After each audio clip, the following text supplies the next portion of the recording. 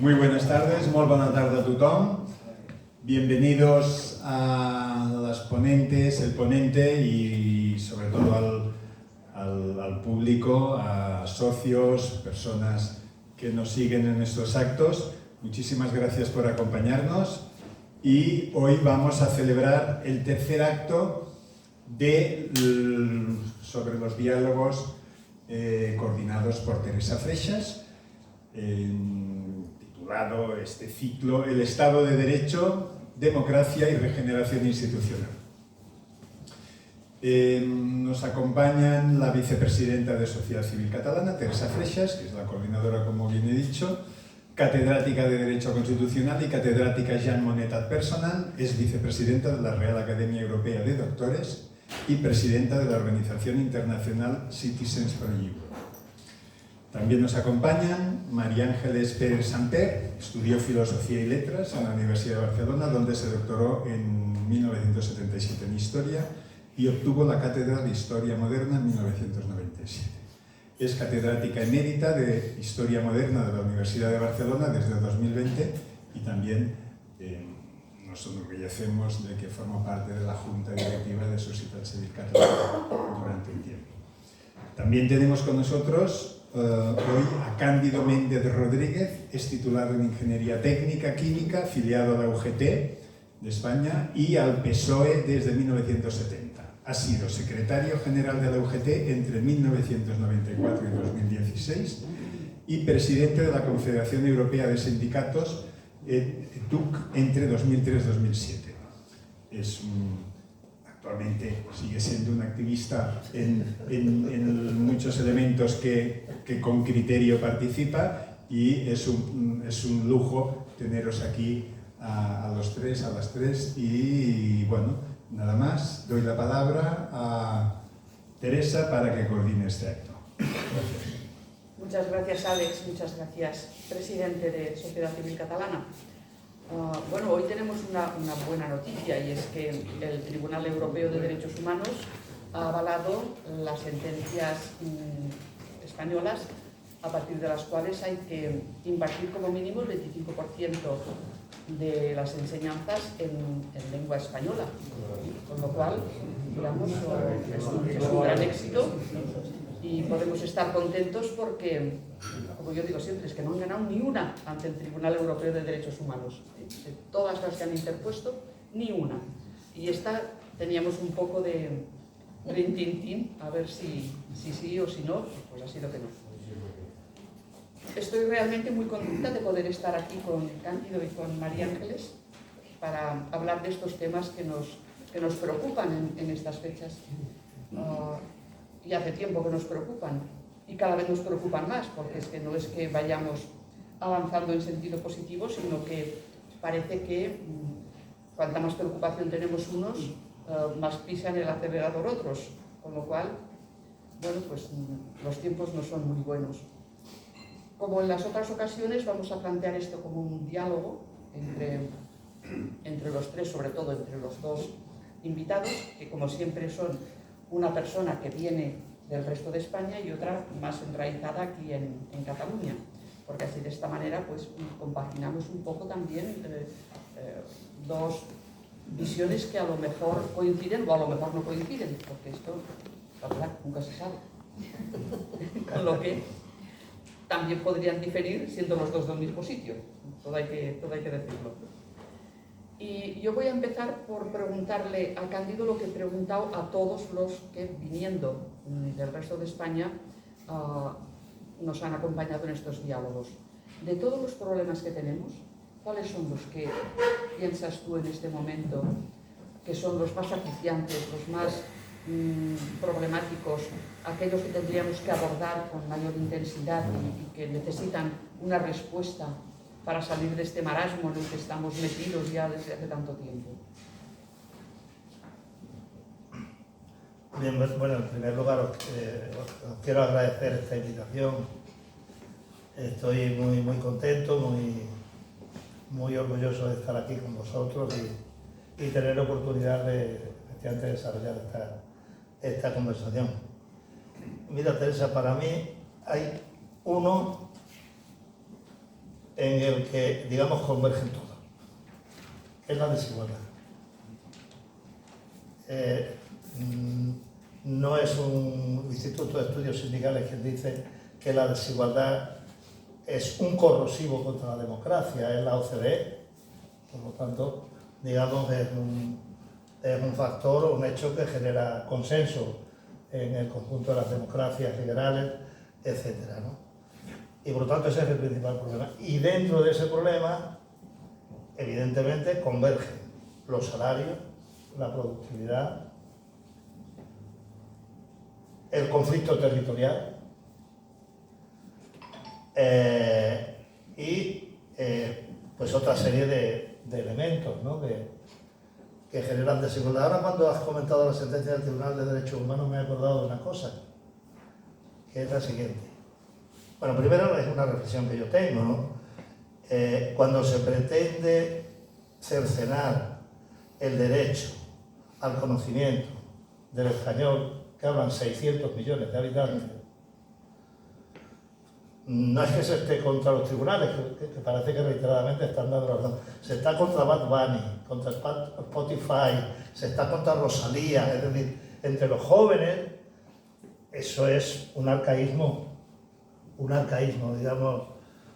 La administración luchar contra Bad Bunny, contra Rosalía, contra Spotify, todo a la vez, como se dice en Jaén, chuminás que briegue. Y luego hay, en ese sentido hay otro elemento, porque son elementos de desigualdad.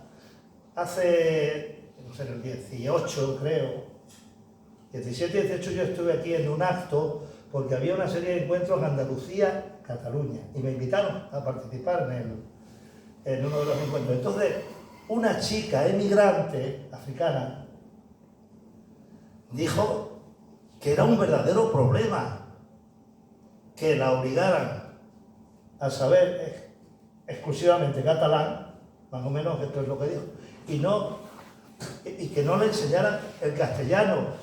Decía, porque yo y muchos de nosotros y muchas de nosotras queremos circular por España, porque tenemos familias en otras partes de España y nos están en cierta medida cercenando pues nuestro derecho a la movilidad y nuestro derecho a la integración en la sociedad española, ¿no?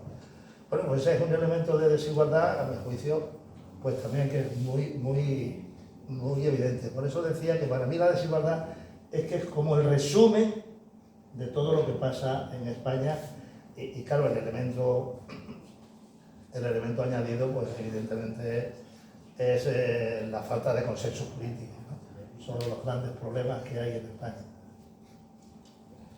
María Ángeles, ¿y esto cuándo crees tú que empieza?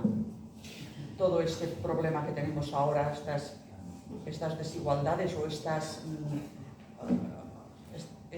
esta lucha contra las instituciones, las inconstitucionalidades. ¿Cómo piensas tú que hemos llegado hasta ahí? Pues precisamente, como historiadora, es una buena pregunta para mí, porque muchas veces es tal cantidad de circunstancias, de casos, de problemas, de realmente, en fin, rompimientos de todo tipo a lo que es el sistema establecido, que es tantos y tan graves que se pierde un poco el conjunto.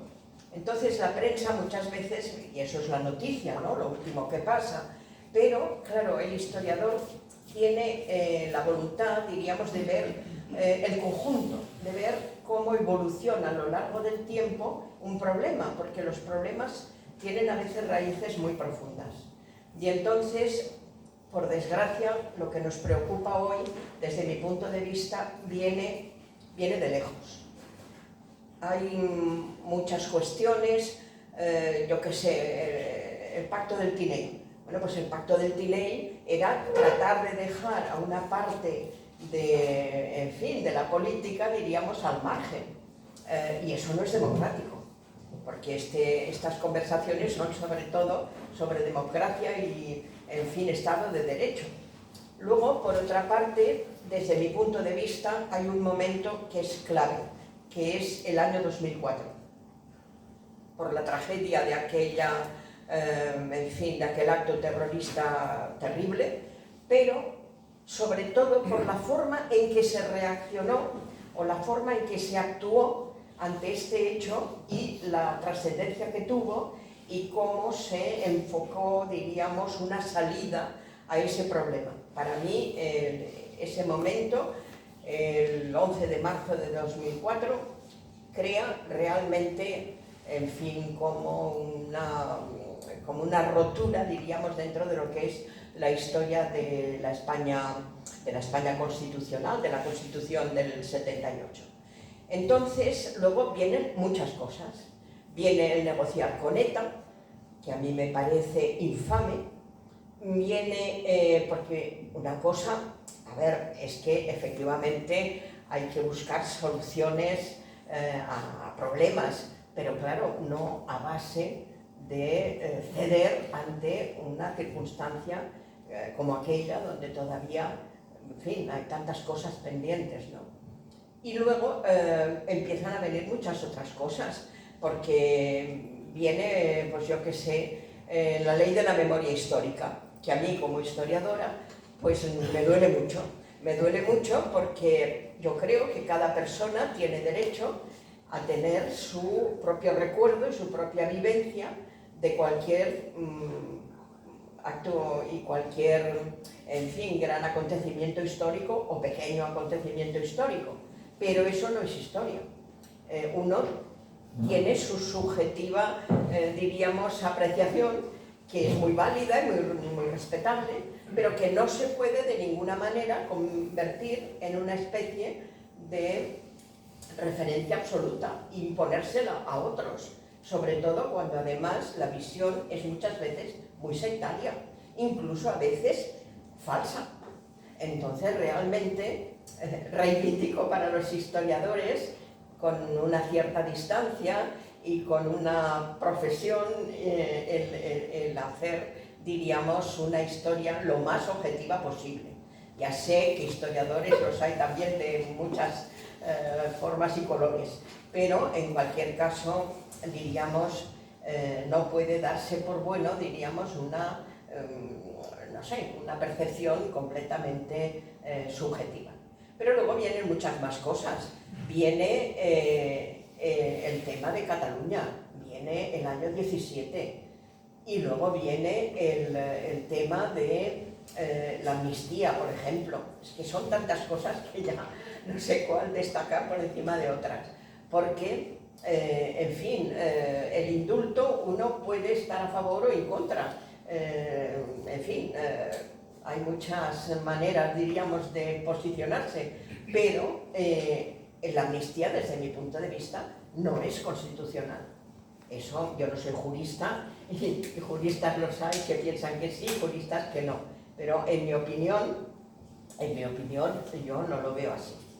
Pero luego, en lo que es hoy día el problema, yo querría destacar básicamente dos aspectos, brevemente. La Constitución define el sistema político del Reino de España como una monarquía parlamentaria.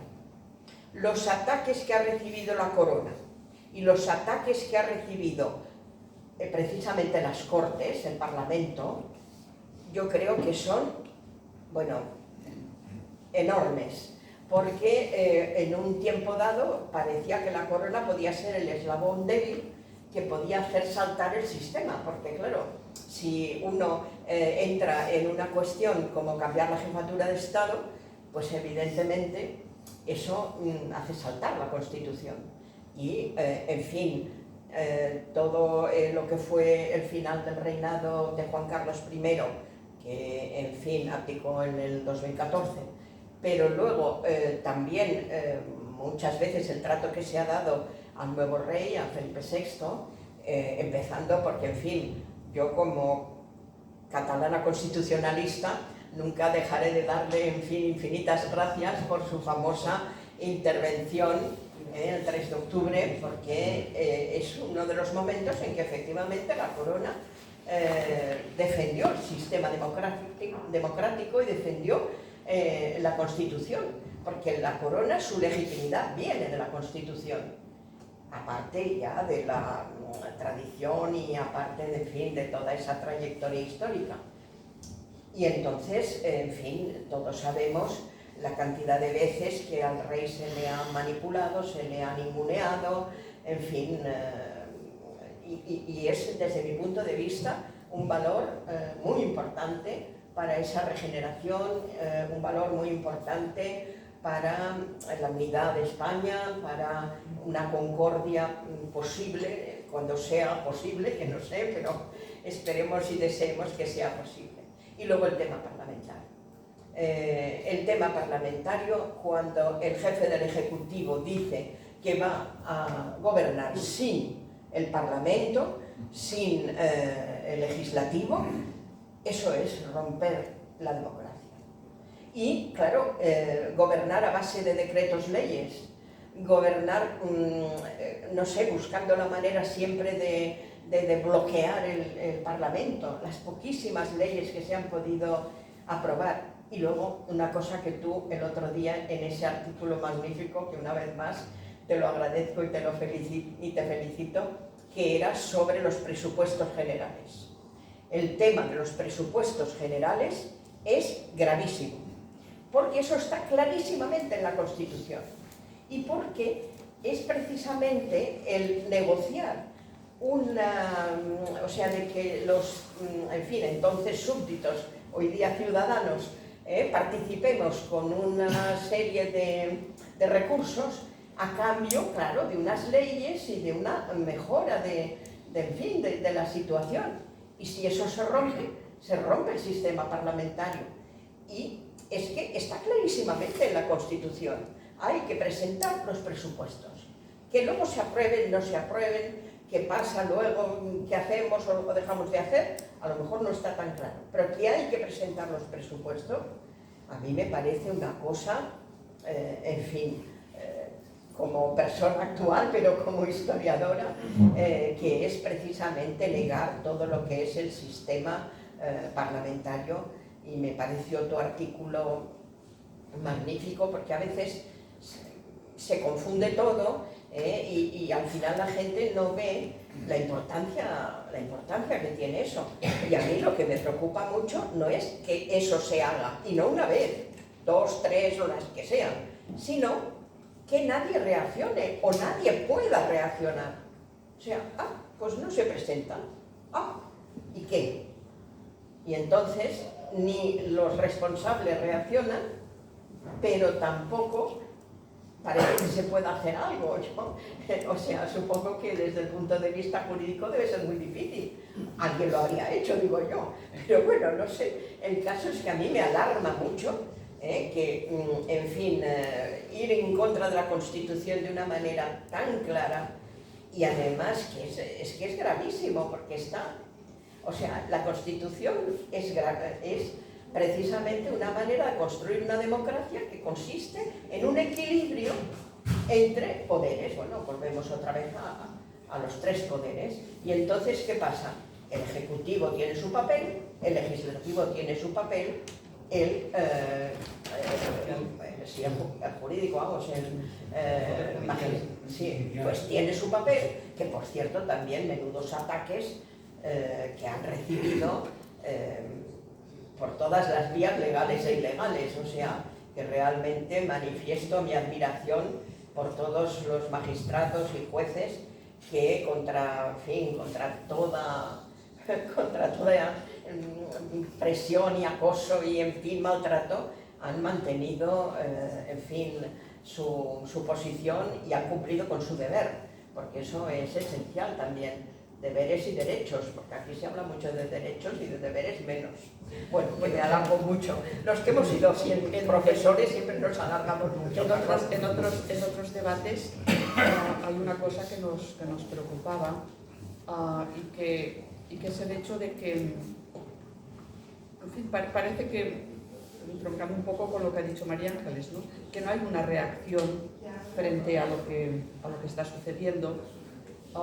Nos hemos reconocido ingenuos, porque la verdad pues no parece que pudiéramos prever que nos esté pasando lo que nos está pasando. Tú que has estado aquí en Cataluña desde hace mucho tiempo y has tenido tu vinculación y también en el extranjero, ¿tú podías imaginar o tenías elementos que te permitieran deducir que podríamos llegar al punto en el que hemos llegado con, digamos, una sociedad semi-amordazada o al menos aletargada, a la que le cuesta reaccionar, pronunciarse, y con un sistema político que parece que no tenga salida a la situación actual? ¿Lo imaginabas que esto pudiera pasar? Bueno, yo tengo muchísima imaginación, pero mi imaginación nunca llegó a este límite, ¿eh? Porque creí que había límites políticos y límites morales en la actuación de los dirigentes políticos. Y esa es una, en fin, para mí, eso es una ruptura, no voy a decir una ruptura epistemológica, porque inmediatamente me puede corregir María Ángeles.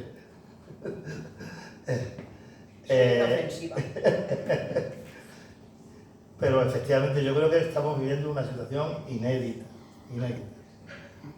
Yo nunca pensé que lo que a mi juicio son dos pilares del sistema democrático y parlamentario español, como son los dos grandes partidos, en uno de ellos, en el que milito hace 56 años, podía ocurrir lo que está ocurriendo. Que creo que eso es uno de los elementos fundamentales del problema que nos aqueja, ¿no?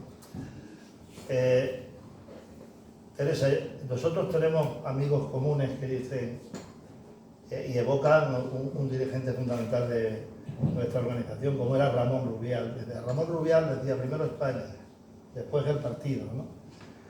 Yo no coincido exactamente con esa observación, por lo siguiente, porque la única manera que tienes para actuar y preservar España es a través del sistema de partidos políticos. Y si te falta el instrumento, puedes tener mucha voluntad, pero muy poca eficacia. Por lo tanto, para mí, el primero España y el partido político, digamos, campean al mismo nivel, porque si no te falta el instrumento y no puedes actuar, ¿no? Y ahí es donde yo veo la quiebra. Yo fui de los que apoyé a Pedro Sánchez. Es notorio. No sé si es notorio, pero bueno, puede ser notorio porque incluso en el libro de la Resistencia me dedica una página. Yo lo apoyé. Y lo apoyé entre otras razones porque creía que los viejos defectos de mi partido, pues él los iba a resolver. Y lo que he visto es que los viejos defectos los ha multiplicado por 100. Y ahí es donde yo veo el problema fundamental. Esa quiebra en el sistema de partidos políticos. ¿Dónde está, digamos, a mi juicio, el gran cambio? Yo el gran cambio lo veo después de las elecciones de julio del 23. Para mí el gran cambio se simboliza en una expresión: somos más. ¿Somos qué? Somos más. En la expresión somos más, Pedro Sánchez, cuando sale con su esposa, con Cerdán, creo que salió también Cerdán, aunque ya, como hacía Lenin con Trotsky, Lo han borrado de la foto. Creo que lo borraron, no lo han borrado de la foto y del vídeo y tal, ¿no? Entonces él sale y dice somos más. Cuando dice somos más está provocando un cambio radical en el Partido Socialista, pero radical, porque está convirtiendo un partido de vocación mayoritaria en un partido que renuncia a la vocación mayoritaria y pretende convertirse en el articulador de un grupo que abarca desde la extrema derecha, como Junts, hasta la extrema izquierda. Bueno, yo tengo que hacerme una rectificación a mí mismo. Jamás he considerado, de extrema derecha sí, pero de extrema izquierda jamás he considerado a los partidos nacionalistas. Yo soy de los que utilizo la vieja terminología de reaccionarios o progresistas, ¿no? Para mí esos son partidos reaccionarios, ¿no? Entonces, claro, se produce un cambio brutal y a su vez se produce un cambio por el cual la igualdad se sustituye por un proyecto feminista populista. pero un proyecto feminista asentado sobre la ruptura del movimiento feminista. El movimiento feminista es tan viejo como el movimiento obrero, tan viejo. Yo solo me he preocupado en analizarlo, y había unos debates en los congresos de la Socialdemocracia Europea pues muy interesantes. Había feministas que se decían, somos primero socialdemócratas y luego somos feministas, porque primero, digamos, proponían la clase y en segundo lugar el género. Y había otros feministas que decían, somos primero feministas y luego socialdemócratas, porque proponían primero el género y, digo, estoy simplificando, y posteriormente la clase. Lo que ocurre ahora, yo creo que ese feminismo tiene poco que ver, ¿no? Nada. Y entonces el partido, a su vez, ¿qué está padeciendo? Entre otras cosas, ¿no? Se está alejando de los jóvenes, porque resulta que los jóvenes, en la última encuesta que yo he tenido oportunidad de leer, sí que valoran altamente la igualdad. La igualdad la consideran como un valor fundamental. Es decir, el avanzar en la igualdad entre hombres, mujeres, avanzar en la igualdad entre los seres humanos es fundamental. Casi un 70% están de acuerdo. La falla se produce en relación con el feminismo. El feminismo entre los jóvenes es valorado en más de 20 puntos menos, porque mientras que la igualdad la consideran un valor, el feminismo lo consideran un artefacto ideológico al servicio de algunos partidos. Por lo tanto, este cambio incluso ha generado una quiebra muy seria, a mi modesto entender, en la lucha por la igualdad en la dimensión feminista de carácter histórico. Por lo tanto, es verdad, a mí me ha pillado un poco con la guardia baja, ¿no? Digamos, ¿no? Y entonces he llegado a la conclusión, efectivamente, que los hombres también hacen la historia, muchas veces para mal. No son las masas, como decía, como se decía en el viejo, en el viejo adagio marxista, ¿no? Pero bueno, yo a su vez, pues quizás mi visión, quizás bebe de algo que leí en la gran recesión económica. Yo estuve por allí en una asamblea en Granada, por Andalucía, que a mí me gusta mucho andar, y salí por la mañana temprano a andar, en una recesión económica, lo más brutal, Cuando yo me enteré que aparte de mi prima Patro, que vive en la Roca del Valle, hay otra cosa que se llama prima de riesgo. Y entonces yo miraba todos los días 300, tal, y supe traducir lo que es un número frío a la tragedia que vivía, que ese número tenía muchos rostros que padecían, ¿no? Entonces, estuve andando por allí, por encima del Campo del Príncipe, etcétera, como hacia la Alhambra, ¿no? Y había una pared blanca, allí en aquellas cuestas empedradas. Allí le dicen las cuestas a los chinos, no tienen nada que ver con el Partido Comunista Chino. Es que chino sabe que en Andalucía es sinónimo de tierra rodada, de río, ¿no? Y entonces veo una pintada que decía, dejemos el pesimismo para tiempos mejores. Por lo tanto, yo soy optimista, no me quiero permitir el lujo de ser pesimista. En este momento hay algunos compañeros que yo tengo que son pesimistas en tiempos peores. Bueno, pues que les aproveche. Yo prefiero ser optimista en tiempos peores. Bueno, y luego es que quiero hacer un comentario en relación con lo que ha dicho María Ángel. Es lo de la memoria histórica. Simplemente para aportar mi visión. No la visión de un historiador, sino, digamos, uno de los contenidos de la memoria histórica, que es lo de las cunetas, lo de las fosas comunes. Es uno de los contenidos, que por cierto ya se inició incluso en la época de UCD. Ese trabajo se inició en la época de UCD, luego en la época de Felipe González, luego adquirió una forma en apariencia más coherente con la ley de memoria histórica de Zapatero y posteriormente la ley de memoria democrática, que será la que más, en la que me detendré, pero primero para compartir con vosotros mi experiencia. Yo soy hijo de un condenado a muerte por el franquismo. Yo soy hijo de un extremeño que enviaron con otros 120 extremeños a un campo de concentración en Formentera, que era un campo de exterminio, que se llama Sabinas. Si tenéis curiosidad podéis conocerlo porque hay documentales, etc. La mitad de los extremeños murieron de hambre. La mitad. El índice de mortandad, por hambre, pues bueno, tanto, yo sentimentalmente, personalmente, estoy, digamos, en esa dimensión, no de historiador, sino de la vida de una película. A mí, en ese sentido, también me reforzó mi sentimiento una experiencia que tuve en un pueblo de Zaragoza. Llegué a aquel pueblo de Zaragoza porque me invitó la Asociación de Memoria Histórica de aquel pueblo. Resulta que era una chica la que lo llevaba, era de la UGT, y dije, oye, Cándido, ¿quieres venir como secretario de la UGT? Y yo fui. Bueno, pues lo que me encontré que habían exhumado los cuerpos de 8 militantes de la UGT que en agosto del 36 habían asesinado los fascistas, en agosto del 36. Porque dentro de la historia universal de la infamia,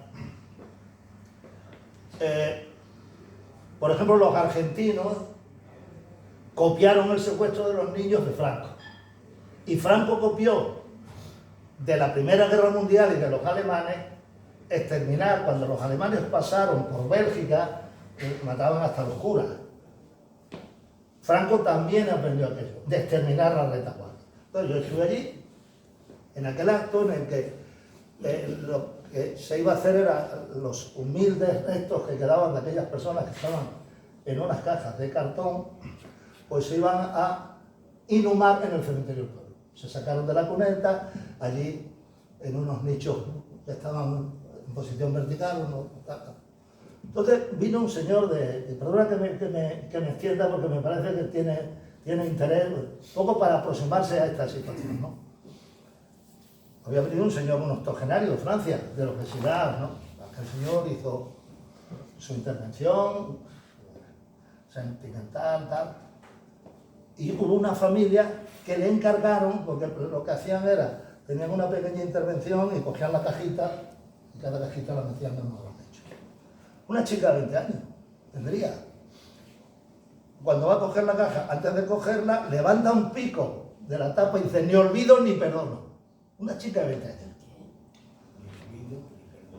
Porque ha habido una generación, digamos, el dique seco, si se me permite la expresión, no sentimentalmente el dique seco, pero todavía con el temor de la guerra, las represalias, y sin embargo hay otra generación que exige reparación. Y eso hay que tenerlo en cuenta. Otra cosa es que la ley de memoria democrática última haya hecho algo siniestro, que es que por los 5 votos de Bildu se ha legitimado en plena democracia la actuación de la última cepa asesina derivada del franquismo, que se llama ETA. Eso es una cosa distinta. Lo que quiero decir es que yo al menos imploro que haya matices a la hora de hablar de estos temas. Imploro que haya matices porque hay muchos elementos de carácter sentimental. Yo he estado en una fosa común, la fosa común, en Jaén hay una fosa común con 2000 y pico muertos. Y mi padre fue el primero que adecentó aquella fosa. Aquella fosa estaba allí de cualquier manera. Y yo he estado en un acto después y ha venido una señora, que probablemente ya habrá muerto, era bastante mayor que yo, y era hija de un militar republicano de Granada. Y entonces me contó, los compañeros de mi padre fueron tan cobardes que no se atrevieron a matarlo en Granada, porque mi padre era bien considerado, lo trajeron a Jaén y lo mataron aquí. Lo mataron los de aquí. Pero la señora, ¿qué me dijo? Yo lo que quiero es recuperar los restos de mi padre. Simplemente lo que quería era hacer ese comentario, si me lo permitía. Claro, bueno, me lo permitido, sí, claro, evidentemente. No, además es que es quería también decir algo a propósito de esto. Sí, para hacer la transición y para ir. No, era porque tiene mucho que ver con este tema. Brevemente, todos tenemos nuestras vivencias y porque yo sea historiadora no quiere decir que no tenga también mis vivencias, porque uno de mis tíos fue simplemente asesinado, en fin, en una cuneta, porque otro estuvo condenado a muerte y se salvó en el último momento, porque otro tuvo que coger un barco y marcharse a Venezuela en el último momento, porque había colaborado en cosas de cine, Y luego, porque mi padre, que era un chico joven y estuvo en el ejército republicano, pues acabó en Argelés. Y escapó de Argelés porque prefirió volver a su patria, a su país, a su familia, al riesgo de lo que pudiera ser. Era un soldado más, bueno, no era nada, pero quiero decir... Y volvió y estuvo un tiempo en campos de concentración aquí, hasta que, pues en fin, al final las cosas se arreglaron, ¿no? Lo digo porque no tiene nada que ver el que yo hable de un enfoque histórico con el hecho de que todos tenemos en el corazón cosas. A mí, afortunadamente, mi familia lo que me enseñó es que, en fin, que aprendiéramos a convivir, que eso no podía repetirse nunca más. Y en todo caso, sí, en mi familia, por otras tradiciones, pues sí, hay que perdonar, hay que perdonar. Aunque perdonar no quiere decir simplemente dejar, no sé cómo decir, atrás las cosas sin más ni más, porque la justicia es como si dijéramos la semilla de la paz. Sin justicia no hay paz. Por tanto, quiero decir que yo comprendo muy bien lo que usted explica, porque, en fin, lo comparto. Sí, bueno, es que nadie puede negar la ética que hay detrás de que todo el mundo tiene derecho a que sus antepasados pues reposen con dignidad. Eso por supuesto. Esto es el principio básico, sean de donde sean, ¿no? Porque historias de este estilo, evidentemente, las tenemos todos. Nos ha pasado a veces por un lado, a veces por otro, o a veces, como es mi caso, por los dos. Con lo cual, todavía es más compleja la cosa. Pero el problema que yo les veo a este tipo de leyes es cuando, digamos, olvidan esa perspectiva individual que tiene cada persona para afrontar este tipo de situaciones y te quieren, de alguna manera, marcar una verdad delimitada, marcar un relato concreto. Porque de relatos cada uno tenemos el nuestro, evidentemente, y estos relatos pues son muy duros. Es que precisamente por eso fue tan dura la guerra civil. Fue precisamente por eso, porque no es aquello de que digas es que estás luchando contra, yo que sé, alguien que te ha invadido y que no conoces y que no tienes... Es que a lo mejor resulta que estás luchando contra tu vecino. Yo no lo he podido vivir en esta guerra, pero sí que lo he visto en otros países. Y cuando ves que los agujeros de bala que hay en la casa de enfrente solamente han podido ser disparados desde la ventana del vecino, pues evidentemente piensas, esto es un problema realmente muy grave. Y sí, pues de alguna manera, este es uno de los problemas que no hemos cerrado aquí en este país todavía. Y me parece que no lo cerraremos si no dejamos de pensar en que existe una única verdad sobre estas cosas, sino que hay que, de alguna manera, ver qué es lo que ha pasado en todas partes. Tampoco es lo mismo lo que podía pasar en Cataluña que lo que estaba pasando en Andalucía. En Cataluña hubo una guerra civil dentro de la guerra civil, cosa que no pasó en otros contextos en España, ¿no?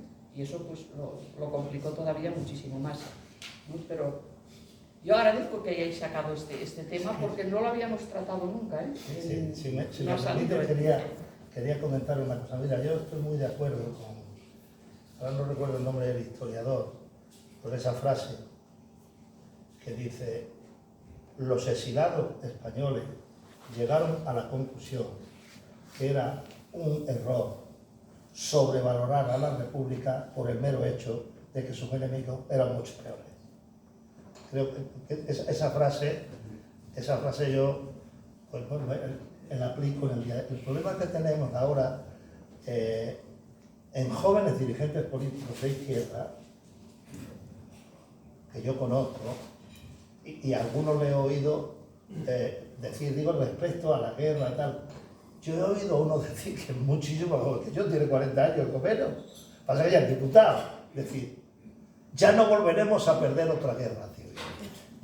Y yo le digo, pero ¿tú has perdido alguna guerra civil? La guerra civil la combatió y la perdió mi padre. Y mi padre no tenía ningún interés en volver a tener otra guerra civil. Y lo que valoraba altamente era la convivencia democrática. Es lo que yo aprendí. Ese es un problema que tenemos en la clase política. Lo que no sé, claro, pues yo solo conozco la parte que me corresponde. No sé si en el escenario opuesto, en el escenario del adversario político que no es enemigo, hay una vivencia parecida. Y eso es lo que tenemos que combatir. Digamos, ese mal de fondo que además afecta, donde yo conozco, a la élite política del líder. Ese discurso que llega a frivolizar en el sentido de, bueno, vamos a hacer la Constitución, lo ha comentado María Ángeles también de manera a través del artículo 92, creo que es de la Constitución, ese referéndum no vinculante, diciendo, ¿usted qué quiere, monarquía o república? Ah, y si sale república, pues el monarca ya, aunque no es vinculante, está en la obligación moral y tal. Claro, yo soy de la generación donde el debate monarquía-república no existía, existía dictadura, democracia. Eso es. Dictadura, democracia. Pues yo creo que de alguna manera, no sé por qué, ha vuelto a reproducirse algo que ya se saldó después de un debate, una reflexión en el ámbito de la izquierda, que era esa disyuntiva. Yo hace 2 o 3 años me invitaron el día de la República a una comida y me invitaron a intervenir. Y entonces le dije, yo soy republicano, cualquier persona racional es republicana. No hay nadie que tiene un designio divino por el cual va a ser más que nadie, eso es evidente. Pero ante todo soy demócrata.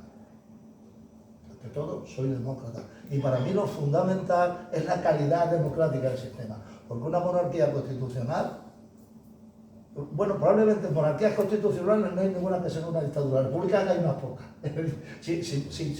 Si te pones a analizar, hay unas pocas repúblicas totalitarias, ¿no? Sin embargo, entras en una pendiente muy conocida. Yo de broma les decía, oye, por lo menos 2 cosas, ¿eh? No penséis que una república es más barata. Pues yo he estado en el Quirinal con el presidente de la República, que era comunista, que era, no recuerdo cómo se llama, y tenía un boato terrible que yo no vi nunca en la casa real española. Y dije, y además la república no nos va a resolver el problema del paro, ¿eh? No nos lo va a resolver. Estoy un poco, digamos, poniendo vocales menores, ¿no? Lo que quiero decir que, desgraciadamente, cosas que creemos que están superadas en el debate público no lo están. Y han sido recuperadas por generaciones más jóvenes de la política. Hablo de la política, ¿eh? Ojo, no estoy hablando de los jóvenes están, yo creo que mayoritariamente, acomodadamente, de manera mayoritaria en otro tema. Pero dentro de la política se están recuperando esta serie de elementos que yo creo que sí que tenemos que combatir con mucha firmeza, ¿no? Bueno, va muy vinculado al fenómeno populista, todo esto, Claro. porque claro, digamos, con el desconocimiento que existe sobre lo que son pues, las instituciones democráticas, su funcionamiento, etcétera, es muy fácil hacer calar este tipo de cuestiones. ¿Y no creéis, María Ángeles, que ahí la educación tiene su responsabilidad? ¿Cómo estamos educando a nuestra gente para que hoy en día pues, pueda pasar esto, ¿no? Que los jóvenes, algunos se iluminen, por decirlo de alguna manera, ¿no? Y digan unas cosas como increíbles porque los oyes y los lees y dices, pero ¿qué está diciendo, no? Y que en cambio, por otra parte, pues parece como si la gran mayoría se desentiendan de todo y que no le den importancia a todo lo que sería una educación mejor, que los posicionara también mejor ante el futuro, el mundo del trabajo, este mundo globalizado, etcétera, ¿no? Ahí podemos mezclar muchas cosas, desde el tema de la lengua, porque, claro, los preparamos para que puedan trabajar en el mundo, por una parte. Luego, por otra parte, les preparamos para que puedan entender que si van a otro lugar las cosas se pueden entender de una manera diferente y no pasa nada. y con todas las nuevas tecnologías. Ayer estuve en un debate sobre eso que mal llaman inteligencia artificial. Yo digo que mal llaman porque para mí inteligencia tiene poco eso, pero digamos es un instrumento que está ahí, que utilizamos y que tenemos que saber controlar y manejar, ¿no? Entonces, claro, se pueden tomar cualquier respuesta que les dé un programilla de lo que sea como la verdad revelada y creérselo y a partir de ahí difundirlo, etcétera, etcétera, porque además eso mola mucho. Mira cuántos links he recibido, ¿no? Cuántos OKs he recibido sobre esto. Entonces, ¿qué está pasando con esta juventud? Tú que, claro, ahora no tienes los alumnos, pero has hecho muchos años alumnos y has visto un poco cómo ha evolucionado todo esto. Y tú también, luego también... Bueno, eso ha pasado muchas veces en la historia, ¿eh? Que cuando va cambiando pues, las generaciones, pues hay toda esta especie, diríamos, de incomprensiones, o en fin. Lo que pasa es que actualmente, como es tan rápido el cambio, esto hace que sea mucho más llamativo, ¿eh? Porque antes también habían cambios, pero era algo como, en fin, un poco más calmado, diríamos. La gente joven, yo creo que el tema no es solo la educación, es más que la educación, porque son las familias, son luego escuelas, institutos, universidades, etcétera, y luego es la sociedad entera. Es la sociedad entera. Es los medios de comunicación que hoy día amplifican hasta extremos increíbles un problema que a lo mejor ha existido casi siempre o en realidad no es nuevo, pero que claro, al hacerse, diríamos, tan magnificado por esos medios de comunicación, pues tiene hoy día una gravedad que antes no tenía. Pero yo insisto, no es solo, porque hoy día también hay mucha tendencia, ¿no? Bueno, ¿qué pasa? Que no funciona la enseñanza. Bueno, hay muchos problemas, desde luego, pero yo creo que tenemos que responsabilizarnos todos. La gente joven, yo creo que les hemos vendido un producto inexistente. No hace mucho, ya que usted también veía cosas apuntadas por las paredes, había una de esas cosas que estaba allí cerca de lo que había sido mi facultad, allí por la calle Escudillers, que decía el futuro ya no es lo que era. Y efectivamente, el futuro ya no es lo que era. Se les ha prometido, yo que sé qué, se les ha prometido que, bueno, que uno iba, pues sí, primero a la escuela y luego al instituto y luego a la universidad, pero era para divertirse, para ser felices, para pasarlo muy bien. Hombre, no, esforzarse no, porque eso traumatiza mucho, eso estresa mucho. Pero bueno, a mí a veces me decían los alumnos, es que, claro, ¿por qué más da que en lugar de presentar el trabajo el día tal, lo presente el día cual? Yo digo, mire, pues porque tiene usted que aprender, porque para cuando haga usted la declaración de Hacienda no es lo mismo el día que a usted se le antoja que no el día que es el fijado. Y entonces, yo los echo muchísimo en falta. Si hay algo maravilloso en mi vida, bueno, yo soy soltera, no tengo hijos, pero si hay algo maravilloso en mi vida es todo ese privilegio de haber tratado con gente joven. Di clases durante 42 años, o sea que imagínense.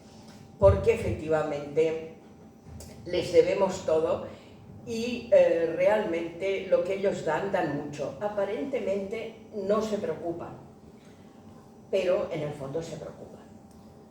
Lo que pasa que tienen una vivencia distinta y que, por ejemplo, es verdad que esta situación que hay ahora, ¿no? De bueno, oye, esto es una cosa que decían ya los universitarios hace siglos, comamos y bebamos, que mañana ayunaremos. Esa es la versión suave, hay otra más dura. Y entonces, pues bueno, pero esto, por ejemplo, es un fenómeno que se ha dado en la sociedad a partir, por ejemplo, de la COVID, ¿no? Del encierro ese monumental. que por cierto también cerraron el Congreso. Cerraron el Congreso. Eso es una cosa, desde mi punto de vista. Bueno, fue declarado anticonstitucional, ¿eh? Ah, pues eso. Pero bueno, se hizo. Pues menos mal que se declaró. Sí, sí, es cierto. Pero bueno, volviendo, ese encierro general pues ha llevado a una reacción de la sociedad, que todo el mundo queremos movernos, viajar, salir, o sea, porque es esa vivencia, ¿no? Bueno, aprovechemos el momento, precisamente porque en el fondo somos conscientes de que estamos caminando por un precipicio. Yo soy una optimista nata, pero en este momento no sé si soy tan optimista, porque estoy realmente muy preocupada. Y eso en la historia también ha pasado. Pasar una sociedad entera alegremente, pensando que está en su mejor momento, y luego la situación se ha torcido totalmente. Eso pasó en vísperas de la, yo qué sé, de la Revolución Francesa, pero bueno, pasó en vísperas de la Primera Guerra Mundial, o sea, en fin, y la Belle Époque, pues también, ¿no? O sea, entre guerra y guerra. Por tanto, yo, en fin, sinceramente, creo que es muy importante el tema de la educación, o sea, me he ido a este tema más amplio, pero, en fin, hay reformas que no sé si están dando el resultado apetecido y hay que tomarlo muy en serio, porque, claro, es el futuro no solamente de aquellas personas que ahora son jóvenes y que tienen ese futuro, es que es el futuro de todos, porque no, o sea, entre las generaciones, aunque, en fin, la diferencia que hay entre los que tenemos ya una cierta edad y la gente de mediana edad y la gente más joven, sin embargo, hay una continuidad. Y a veces, por simplificar, se dice, los jóvenes, los viejos, no, es que hay una continuidad. Y entonces cada uno tenemos que aportar algo. Que, por ejemplo, ahora un tema que ponen de propaganda es el tema del bien común. Bueno, sobre el bien común se pueden escribir un montón de tesis doctorales y un montón de libros. Es un concepto que viene de siglos y que precisamente tiene que ver con buscar un equilibrio de convivencia. Es decir, esto que está pasando últimamente, en que no sé, parece que se gobierna que la democracia es para las mujeres. No, oiga, no. Es para las mujeres y para los hombres. La democracia no es solo para gente joven, no, es para todos. Los viejos, los medianos y los jóvenes. La democracia no solamente es para los de esta región sí y los de la otra región no, porque hablar de igualdad, pero claro, en España no somos todos iguales.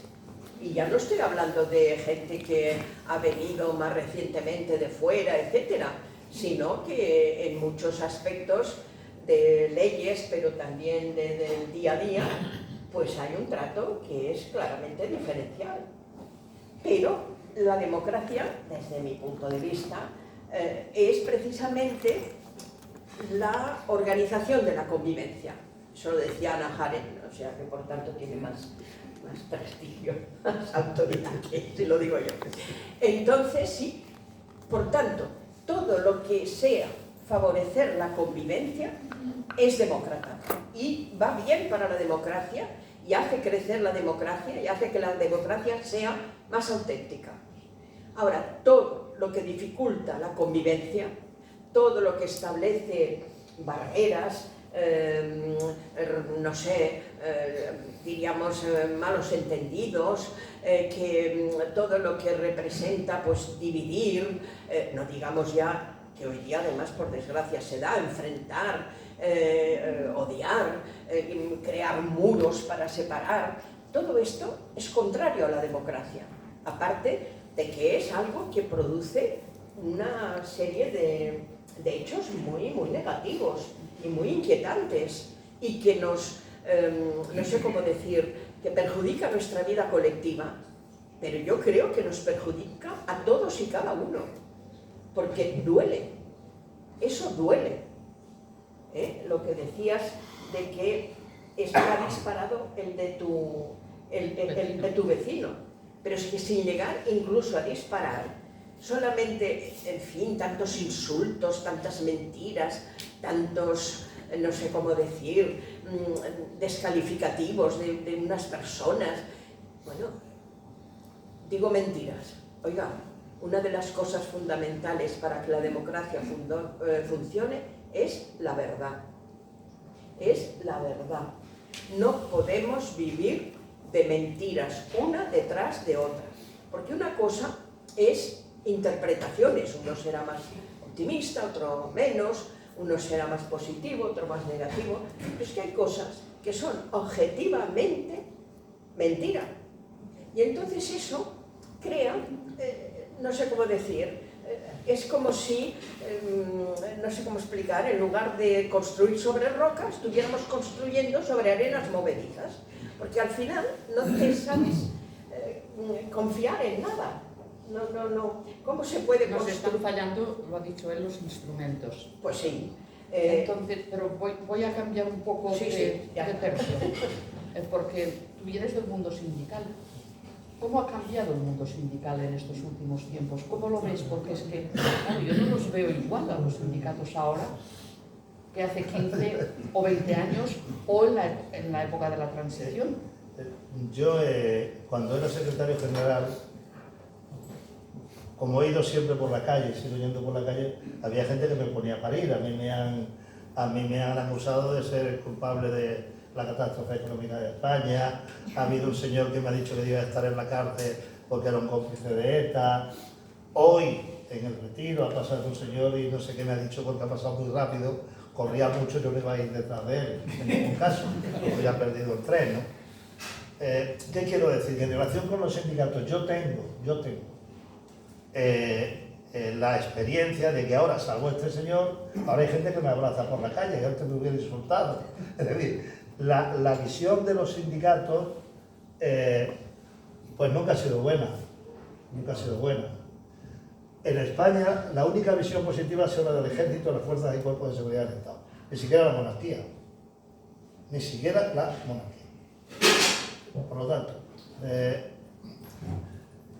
los sindicatos sobre todo hacen una labor por abajo, y quienes tienen dentro de las instituciones que articulan la Constitución española, son patronal, sindicatos, partidos políticos y tal, los que tienen más necesidad de adaptación, porque le va la vida en ellos, son los sindicatos.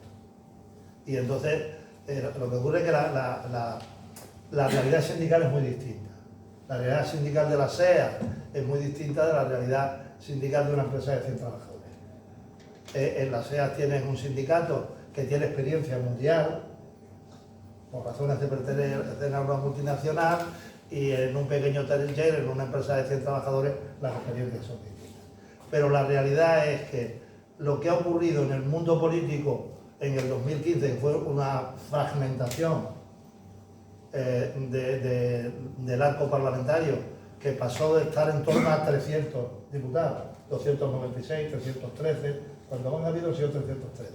Entre el PP y el PSOE en el 2015 se produjo una fragmentación que ahora se va recuperando, se va recuperando la incidencia de los dos partidos, de manera tal que parece que el mensaje de la población va en un sentido y el comportamiento de los partidos va en el sentido contrario. Es decir, los votantes, el vector resultante de la votación, ¿qué dice? Oiga, pónganse ustedes de acuerdo. El votante individualmente, antes hacíamos una diferencia en relación con la memoria histórica, una cosa es la vivencia personal y otra cosa es el análisis general, ¿no? Efectivamente, entonces el votante quiere que gane su partido, eso es evidente, digamos, el votante que vota un partido para que gane, o hay otro votante que votan a este porque están en contra del otro, para que no gane el otro, pero al final es para que gane a alguien, o deje de ganar a alguien.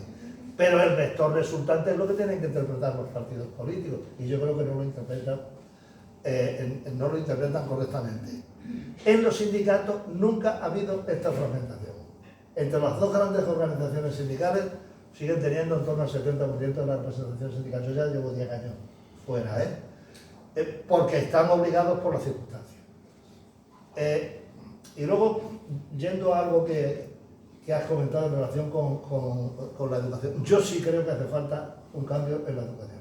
Al menos yo de la educación universitaria no voy a hablar, porque la educación universitaria aquí tiene una doble cara. Aquí hay paro y hay universitarios que tienen un salario de pobreza y sin embargo a nuestros universitarios se los rifan en Europa.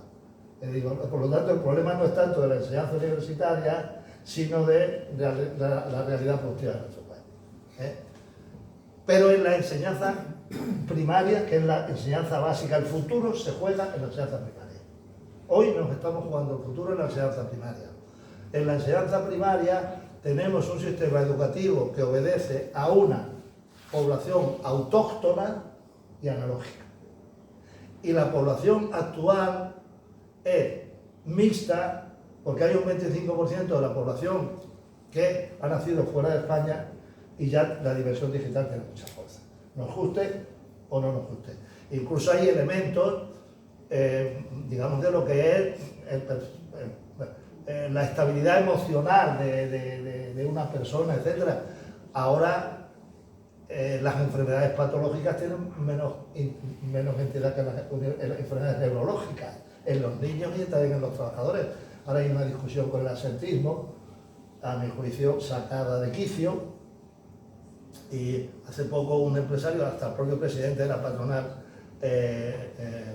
Garamendi, ha tenido que discrepar de un representante empresarial, que creo que es el de Valencia, que ha dicho: los jóvenes son unos memos, y son unos memos porque, bueno, faltan al trabajo porque los deja la novia y tienen una crisis. Oiga, es que ese es uno de los problemas que hay en esta sociedad. Si usted no lo entiende, pues será su problema, ¿no? Entonces, sí hace falta un cambio en la educación. Yo soy de los que creo que hace falta un cambio en profundidad de la enseñanza primaria.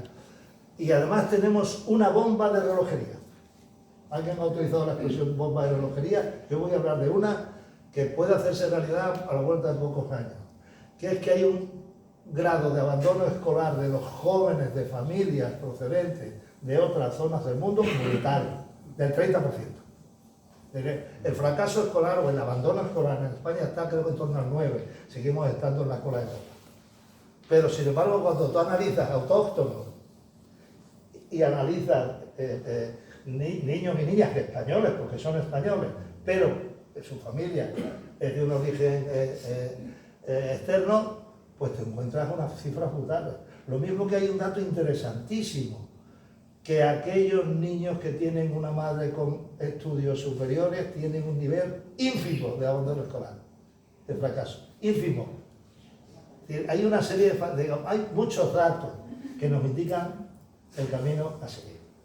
Y en ese sentido hay algo muy importante, que es efectivamente la incidencia de la mal llamada inteligencia artificial.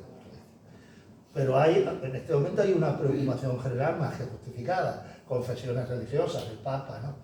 Pero hay incluso grandes coaliciones insólitas. Hay un documento en Estados Unidos que se llama Por una IA más humana, creo que se llama, en la traducción, que firman Steve Bannon y Acemoglu y un montón de gente, donde hablan el Papa habla de utiliza dos expresiones: descarte y desarme. Estos señores utilizan la palabra reemplazo. Como he mencionado a Steve Bannon, uno puede pensar, sí, el reemplazo que dicen que se va a producir de la población blanca por la población emigrante, etc. No, estos hablan del reemplazo de los seres humanos por las máquinas, y lo denuncian, que es la expresión del descarte, en cierta medida, que tiene la encíclica magnífica Humanitas. Y el desarme, efectivamente, no solo el desarme armamentístico, sino el desarme, como bien decía María Ángeles, de la palabra, que la palabra no es un elemento de polarización. Pero todo esto está inserto, como decía, en el debate sobre inteligencia artificial. Y yo hay una cosa con la que no estoy de acuerdo, que es que esto va muy rápido y no se puede controlar. No es que no esté de acuerdo porque esto va muy rápido y no se puede controlar. Con lo que no estoy de acuerdo es que se dice eso y a continuación se dice, y eso nunca pasó en la historia de la humanidad. Yo creo que no es verdad. porque en la primera y segunda revolución industrial las cosas iban tan rápidas que ni siquiera teníamos instrumentos. Bueno, el ludismo, por ejemplo. Claro, pero es que no teníamos instrumentos, por ejemplo, los sindicatos son hijastros de la revolución industrial, ¿no? Entonces, yo la conclusión que saco es la siguiente. Sí tenemos experiencia, por lo menos en Europa, de un cambio tan brutal. Pues ahora se están utilizando expresiones muy parecidas. Yo hace poco leía una frase de Carlyle, este señor que es un filósofo estadounidense, etcétera, que estaba preocupadísimo por la situación de la clase trabajadora en la primera revolución industrial de Estados Unidos, preocupadísimo, pero al mismo tiempo era partidario de la esclavitud. Y al mismo tiempo tenía una frase lapidaria, decía, ¿qué es el derecho? ¿O qué representa el derecho? Decía, la fuerza representa el derecho. La fuerza representa el derecho. Ahora se habla el derecho del más fuerte. Es decir, incluso la terminología del siglo XXI es del siglo XIX. ¿Qué quiero decir con esto? Que aquello tuvo sus consecuencias. Y nos podemos detener en las dos más gordas, las dos guerras mundiales. ¿Y por qué? Porque no se tenía en cuenta el impacto que podía tener el ser humano. Hay un señor que se llama Lepley, ya murió, ingeniero de minas, creo, francés, sociólogo, que en la primera revolución industrial él cuenta, ¿no? Que en un auditorio, por ejemplo, como este, donde él lo diría de manera mucho más ilustrada que yo, ¿no? Dice que al auditorio le preguntaba, ¿qué es lo más importante que sale de una mina? Y aquí quien contestaba, si la mina es de carbón, carbón. Si la mina es de cobre, cobre. Otros decían, hombre, ahora lo más importante es la máquina de vapor, porque antes teníamos que sacar las vagonetas con mulos, ¿no? Y ese hombre decía, no, lo más importante es el minero. Lo más importante es el minero. Es decir, lo más importante es el ser humano. Y la repercusión que tiene el cambio en el ser humano. Y lo que hay que preservar es la dignidad del trabajo, etc. ¿Qué quiero decir? Que toda esta discusión de la inteligencia artificial, ahora, por ejemplo, con la Iglesia tenemos una ventaja. Este Papa ha sacado la encíclica Magnificat Humanitas como continuación de la Rerum Novarum. Como continuación. Lo que pasa es que la Rerum Novarum la sacó aquel Papa, si no recuerdo mal, 11 años después de ser Papa. Y 100 años después del inicio de la Revolución Industrial, del Papa. Se enteraron con un poquito de retraso, pero al menos se enteraron, ¿no? Sin embargo, este Papa la sacó 400 días. 400 días de que inició el pontificado, ¿no? Eso es para mí es una buena señal, ¿no? Una buena señal. Lo que quiero decir es que ese debate está ahí, tenemos experiencia histórica muy dura, de la guerra, etcétera, y tenemos que saber exactamente cómo gobernar este tema teniendo, digamos, a mi juicio, dos elementos. Una, que la fuerza no representa el derecho, y la otra es la dignidad del ser humano. Eso es en lo que tenemos que insistir. Yo también tengo mis altibajos, yo soy a veces pesimista, otras veces optimista. Yo lo que quiero ser es útil, Teresa, útil. Por eso me agrada mucho que me hayas invitado. Yo quiero ser útil, simplemente. Y siendo útil ya tengo cierto optimismo, ¿no? En tanto en cuanto puedo transmitir mis inquietudes y puedo ayudar, ¿no? Creo que puedo ayudar, lo mismo claro, es obstaculizar, ¿no? Voy a hacer la última pregunta y después de esto ya lo que el público quiera preguntar. Mira, aquí en Cataluña hemos tenido la sensación de que los sindicatos, al menos parte de ellos, ha sido fagocitada por el nacionalismo. ¿Cómo lo ves esto? ¿Cómo lo has podido ver tú, que no eres nada nacionalista y que en cambio vienes de ese mundo sindical, ¿no? Por ejemplo, ahora en estos momentos la huelga de la educación la está de alguna manera dirigiendo un sindicato netamente independentista y es el que es el mayoritario en educación. No sé, es que me da un poco la sensación de que aquello para lo que habían nacido los sindicatos se ha ido diluyendo, ¿no? y que han sido de alguna manera fagocitados por las tendencias del momento. ¿Qué opinas al respecto? Pues, mire, yo en relación con este tema, primero decir que yo soy corresponsable. Sí, yo soy corresponsable, he estado 22 años de secretario general y por tanto me siento también responsable, ¿no? Aquí en Cataluña siempre ha habido una discusión que tenía aceptación en los dos grandes sindicatos, que por cierto sigue siendo abrumadoramente mayoritario. Fuera de la enseñanza, bueno, que hay, claro, enseñanza, en sanidad, por ejemplo, que hay 12 sindicatos y hay una tensión corporativa fortísima, fortísima. Entonces, aquí siempre ha habido una visión que es que aquí nunca han existido sindicatos nacionalistas, porque los dos grandes sindicatos eran capaces de abarcar ese espacio. Esa ha sido la discusión. Siempre se ha hecho en comparación con el País Vasco, porque en el País Vasco hay dos sindicatos nacionalistas muy fuertes que son uno el primero, que será, el otro será segundo, tercero, el cuarto es la UGT. Yo sí me fijo en la experiencia del País Vasco, pues llego a la conclusión con enorme preocupación que al final los mismos pueden preferir el original a la copia. Ya. Ese es un elemento que a mí me preocupa, ¿no? Entonces, yo creo que sustituir lo que es el interés de clase, la defensa de la clase trabajadora por la identidad territorial es un grave error. Muy grave error, digo, en el plano sindical. Ya lo he dicho anteriormente en relación con la lengua, ¿no?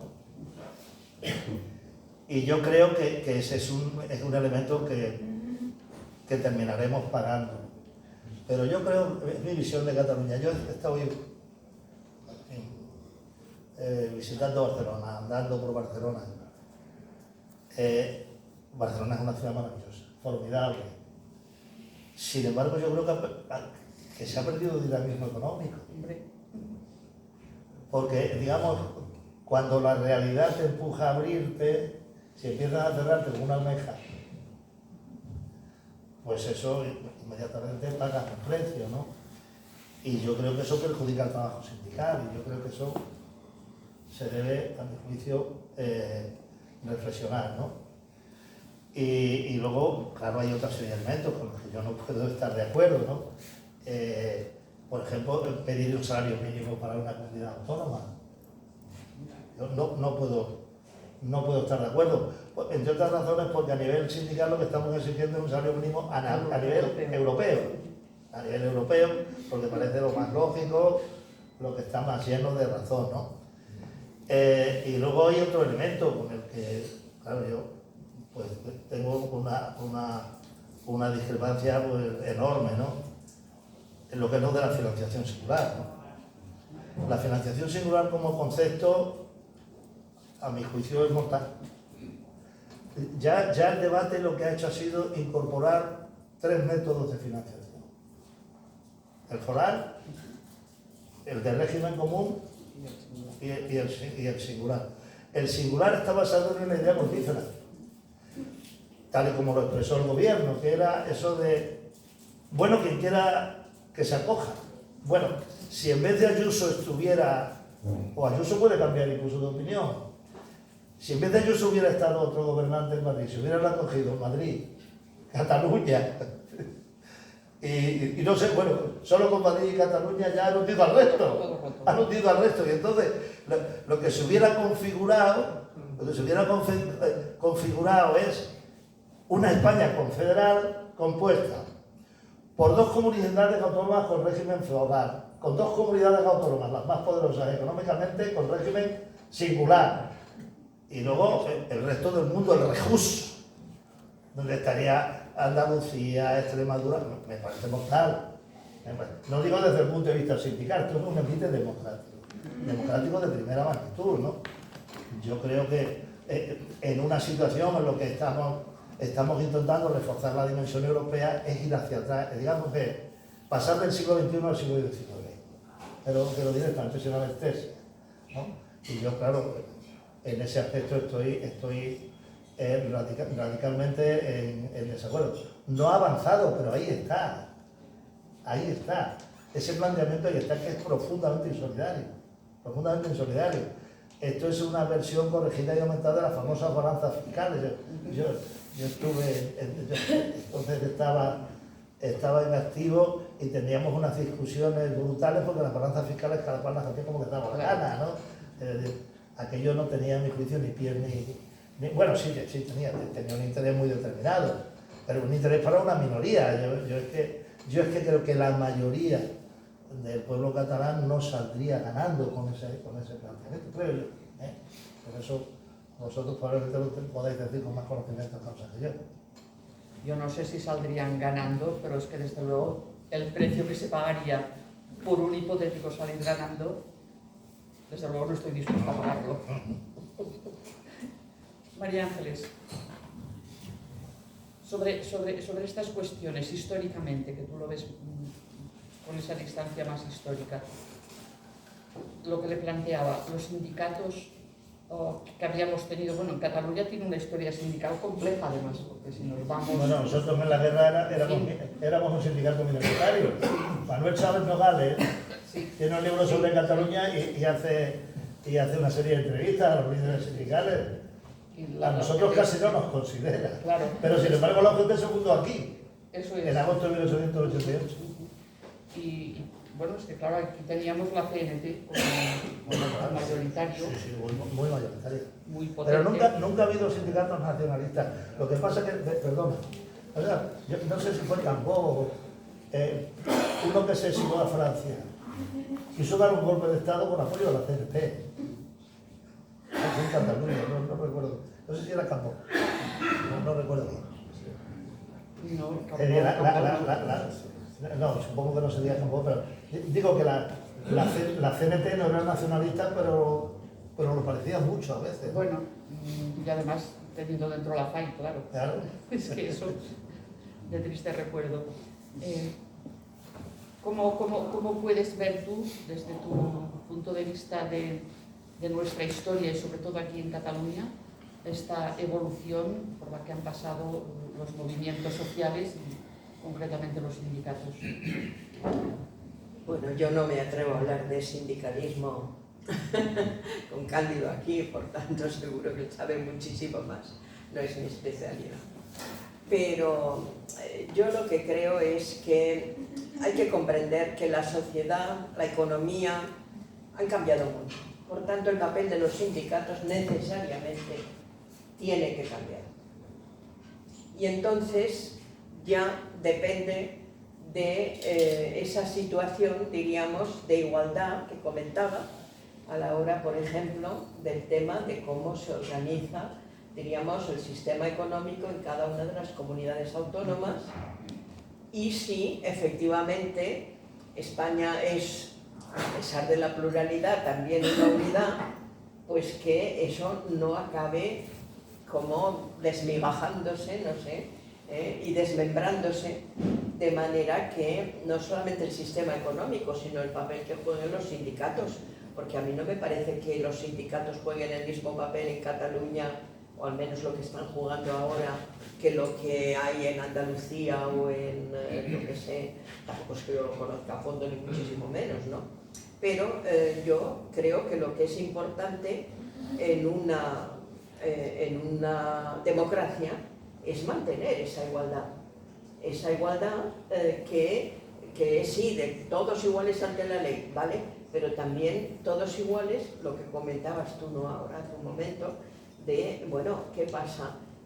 Si hay un sistema económico para unos, otro sistema económico para otros, otro sistema económico para otros, al final resulta que no se cobra el mismo sueldo en Cataluña que en el País Vasco, por ejemplo.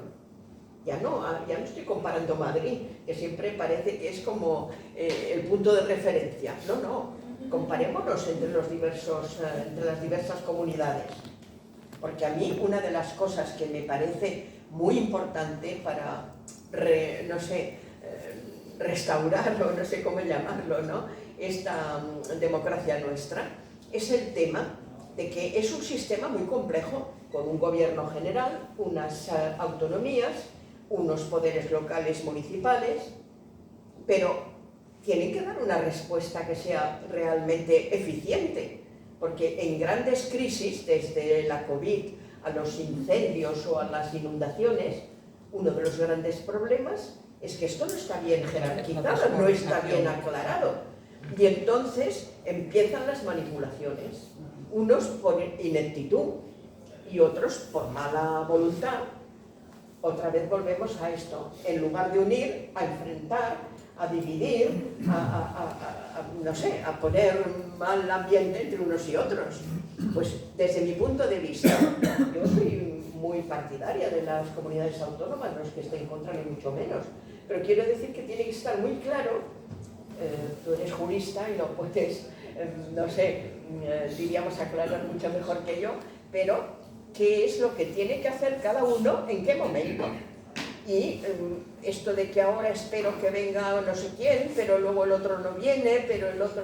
Eso no puede ser. Bueno, es que el problema que tenemos no es que no esté claro, está legalmente claro. Otra cosa es que no se quiera cumplir la ley. Pues aún peor, porque entonces volvemos a lo mismo, que la ley no importa. Pues en un Estado de Derecho donde la ley no importa, donde la ley no se cumple, o eso de desconocer la ley se da por bueno, pues es una situación muy grave. No todo el mundo podemos ser, en fin, unos expertos como eres tú y tantas otras personas que nos aclaran muchas ideas, pero vamos, los políticos que son los responsables en cada momento, esto lo tienen que saber. Y cuando no se hace bien, eso tiene que tener unas consecuencias. Porque claro, si todo vale, y cada uno aquí hace lo que le parece, en fin, porque ya digo, hay dos cuestiones, ¿eh? Hay una cuestión de, de ignorancia, por ineptitud, porque hay gente en política muy poco preparada, ¿eh? No digo todos, pero claro, personas que tienen responsabilidad sobre millones de personas y sobre millones de euros. Y luego, claro, el tema también, lo que comentamos, ¿no? De que no hayan manipulaciones, que no hayan, en fin, porque es de otro partido, o porque a veces incluso dentro del mismo partido, porque hay competencias entre unos y otros. Eso, pues efectivamente, algunas veces hemos comentado la importancia que tendría que en la educación, no sé a qué nivel, en la secundaria, diría yo, que es donde está de verdad la cuestión, que se aprendieran estas cosas, que se estudiaran, al menos que se conocieran un poco. No se trata de hacer exámenes difíciles, ¿no? Se trata de dar unos conocimientos para que la gente supiera a qué atenerse, porque efectivamente la democracia es de todos, porque todos tratamos de disfrutarla o de vivir dentro de ella de la mejor manera posible, pero somos todos responsables. Esto sí que sería lo que más querría yo comunicar, ¿eh? Si tengo que dejar un mensaje sería este: somos todos responsables, no podemos lavarnos las manos, hay que ser útiles, como decía Cándido, porque al final sí hay los grandes acontecimientos que están en manos de los grandes personajes que tienen un determinado cargo, pero somos todos responsables, todos tenemos que procurar actuar de una manera lo mejor para uno mismo, por supuesto, pero lo mejor también, lo que decíamos del bien común, lo mejor para la colectividad, lo mejor, porque es que al final, si es lo mejor para todos, también es lo mejor para uno. Porque hay gente que se cree que con que le vaya muy bien a esa persona, pues ya lo demás le importa. Pero sí, porque si al final destruyes la convivencia, si al final hay un desorden, si al final, en fin, es una situación realmente, en fin, no sé, kafkiana, como la que vivimos ahora, pues es una pena, porque nos perjudica a todos. O sea, que todos, por favor, somos responsables de enterarnos mejor de las cosas, en fin, de colaborar más, de exigir más. ¿Se voy a cortar o no podrán preguntar? Perdón. Gracias. ¿Cómo se preguntas? Aquí. Bueno, por favor. Bueno, primero muchas gracias por esta conversación. Me he sentido especialmente impresionado por la intervención, sin menoscabo de las obras de Cándido, porque realmente el problema que ha planteado, cuando uno trata de ver qué es lo más importante, encuentro que quizás tenga una solución cuando dice que hay que tener un instrumento. Y lo que parece que no funciona es ese instrumento que se llama partido político. ¿Cómo es posible que el Partido Socialista, después de todo lo que ha sido, actualmente no haya movimientos que... y entonces te dicen, no, es que como después, cuando llegan las elecciones, no los pondrán en la lista, entonces se callan. Eso me preocupa. Gracias. Cogemos un par de preguntas. Sí, Hola, buenas tardes. Yo, en relación a la situación actual que vivimos en España, la situación política, hay unas teorías que a mí me dan realmente un poco de miedo. Se está hablando de que el actual presidente se quiere perpetuar como presidente todo el tiempo que puede, incluso 8 años, es la última intervención que tuvo en el Congreso. Y él quiere estar hasta el 2031, que es cuando es el centenario de la Segunda República de 1913. Si esto ocurriese, es solamente una teoría, porque a mí me aborda y a veces hasta me agobia, porque la situación actual es bastante, para mí, en mi caso, un poco bastante grave y seria. ¿Qué ocurriría si entrásemos en el 2031 una república? ¿Tendríamos más o menos democracia? Contesta, después cogeremos dos más. No más que una pregunta, es una curiosidad. Yo cada año voy a Madrid a los actos del 11M que se hacen en Atocha. Allí ese acto siempre lo organiza la asociación del 11M y los dos sindicatos, Comisiones Obreras y UGT. Y yo pregunto, es que estos dos sindicatos todavía no se han enterado que aquí, por ejemplo, en Cataluña, hubieron atentados como el de Hipercor, el de Sabadell, el de Vic, y yo no los he visto nunca, ni siquiera ponerse en contacto con la asociación, ninguno de estos dos sindicatos. ¿Qué pasa? ¿Que hay una doble vara, unos son más y otros son menos? ¿Por qué en Madrid lo del 11N sí y aquí no? Es que es esa consideración. Pues respondemos ahora. ¿Lo empiezas tú? Que Sí. tienes dos cuestiones directas. Oye, simplemente tienes razón. Tienes razón. En el sindicato de la Unión General de Trabajadores hay elementos que para la organización material, protagonismo de las organizaciones territoriales. Es decir, la Ejecutiva Confederal que radica en Madrid, yo el 11M era secretario general. No necesitó decirle que se lo hubiéramos dicho. La UGT de Madrid y Comisiones de Madrid tomaron la iniciativa. Y aquí tienes razón, te digo simplemente.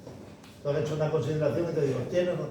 Mientras Pepe Álvarez fue secretario aquí en Cataluña, hizo infinidad de promesas, dijo infinidad de cosas, lógicamente no cumplió absolutamente ninguna, y nunca venían a los actos que hacemos aquí de memoria a las víctimas.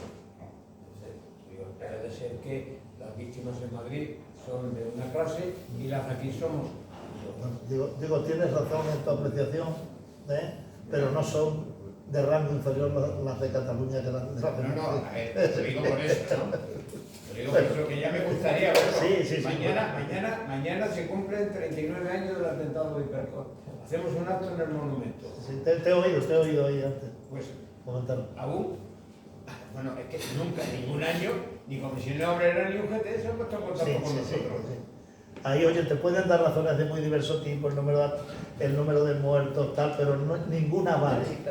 Para ser claro, ninguna vale. Por eso yo le preguntaba, porque Para ya que ha que sido veas que secretario general del UGT hasta el 2016, Sí, señor, y yo he ido anteriormente a esos años, he ido también a esos actos de Atocha, ¿y por qué? En unos sitios y en Pero otros no. antes, cuando me preguntó, dije, yo también me considero corresponsable, fue como empecé. Bueno, y luego en relación con las dos, yo creo que hay un factor o hay algo que hay que cambiar, que fue muy útil en la transición y en los primeros años de la democracia, pero ahora se está volviendo contra, digamos, el fortalecimiento democrático, que es la ley electoral. La ley electoral hay que cambiarla. Yo, en mi opinión, yo la he defendido. Hubo una época que había que fortalecer a los instrumentos y se hizo la lista cerrada y bloqueada. Pero eso ahora es una trampa mortal. Una trampa mortal porque ahora los que salen de diputados están pendientes del de arriba, que es quien los pone, y no del de abajo, que es el que los vota. Y así es, así es. Y yo soy de los que creo que uno de los elementos que hay que cambiar es la ley electoral. ¿Qué sistema? Para eso hay juristas, hay unos que estarán de acuerdo, otros no, pero yo creo que esta ley, tal y como está, ha asentado eso que se llama los brazos de madera, o los brazos de futbolín, ¿no? Hacen casi con la barra del futbolín y todos hacen el mismo movimiento.